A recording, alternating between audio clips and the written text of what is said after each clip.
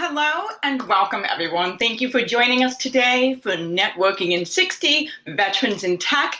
This is a joint event with our esteemed partner, Military Hire, and I'm extraordinarily pleased with the turnout today, so thank you for taking time out of your busy schedule to be with us. And thank you. People are noticing that you can drop in some emojis, lots of love. Thank you so much.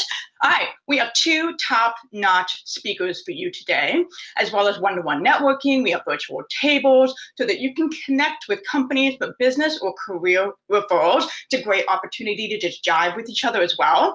And today tables are hosted by Amazon, ASRC Federal, AT&T, Data Prime, ECS, GuardSight, HubSpot for Startups, NetSmart, Strategic Staffing Solutions, also known as S3, vSchool. And we also have two tables that are going to be hosted by our speakers, so you can get there and personally have them answer your questions. So for those who don't know, Meritorious is a professional networking community for veterans, military spouses, active duty, and the organizations that serve them. So we have a community portal, we have networking events, we have mentorship, and we have communities. Rather than build from the ground up to serve our transitioning veterans, we take a top-down approach. So we're bringing together successful leaders who've been there, done that. And these decision makers have hiring power. They have the right mix of expertise and desire to mentor and the capacity to rally their companies in support of our communities. Meritorious, I like to call it the architecture, the community as a service that enables military-connected members to succeed and give back together. All right, so let's get to it. I am going to pull the wonderful Preston Miller onto the stage. He is the former Chief Information Security Officer with NASA's Jet Propulsion Laboratory. Preston served in the U.S. Army for 10 years, deploying to both Iraq and Afghanistan, where he learned the value of servant leadership. During his service, Preston received the Global War on Terrorism Expeditionary Medal, the Iraqi and Afghanistan Campaign Medals, and the Sergeant Audie Murphy Award. Thank you so much for joining us. We might have a little bit of a technical difficulty, but I'm sure we can still hear you. Preston, Teston? Yes, I really appreciate the invite to this event to speak to my fellow vets. Just wanted to share a little bit about my background to get us started, let you know a little bit more about my journey and how I came to where I am. So I joined the military at 18, or right after 9/11, so 2002 timeframe, as a snot-nosed kid out of Charlotte, North Carolina, where I went in as a 74 Bravo at the time, which was an information system specialist, essentially doing things like your operating system configuration, OS hardening, just general help desk type of work.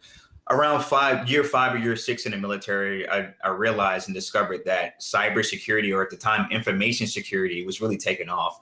So I started to shift my interest into things related to cybersecurity, information security. I started to pursue my CompTIA Security Plus, my A Plus, and my Networking Plus. I actually, somewhere in my house, I have an old thumb drive with a configuration of a PIX 525 firewall on it. So around that time, I really dove into cybersecurity and information security. So 10 years in the military, did a few stints in Iraq, Afghanistan, and Guantanamo Bay, Cuba. Definitely has some stories around the three of those. Then I was able to transition out of the military in the Northern Virginia area and land a CRM role, a customer relationship manager role in information security at the Pentagon.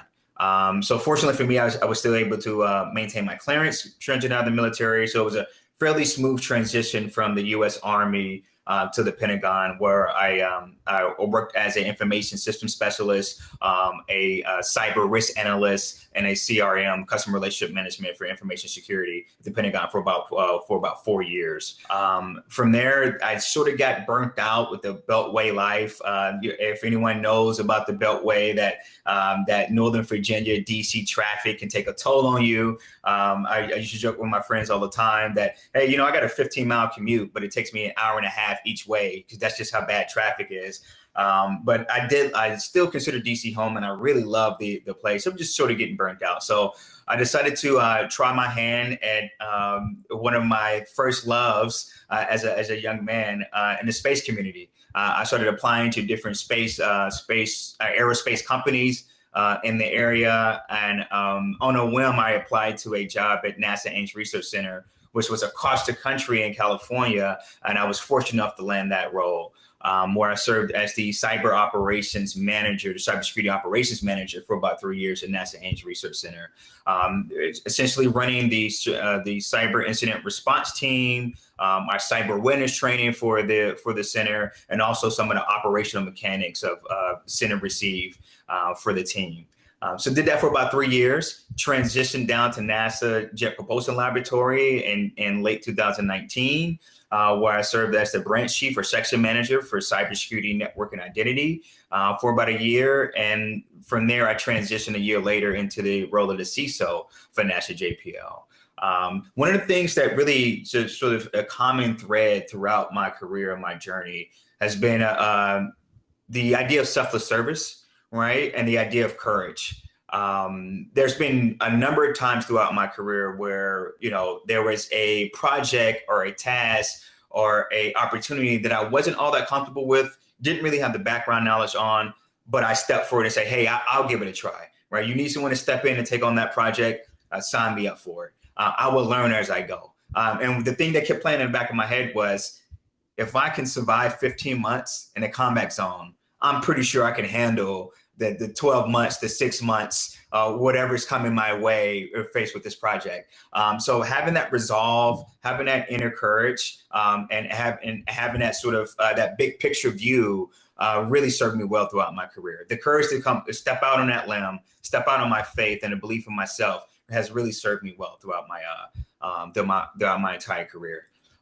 The one thing I like to tell my vets, my fellow vets who are transitioning out of the military, who are looking at their counterparts or people around them, saying, "Hey, maybe I don't have the same skills that they have. They've been in college for all this time. They have all these unique training skills that would serve them well, and here I am, not having the same level of accomplishments and trying to compete with them."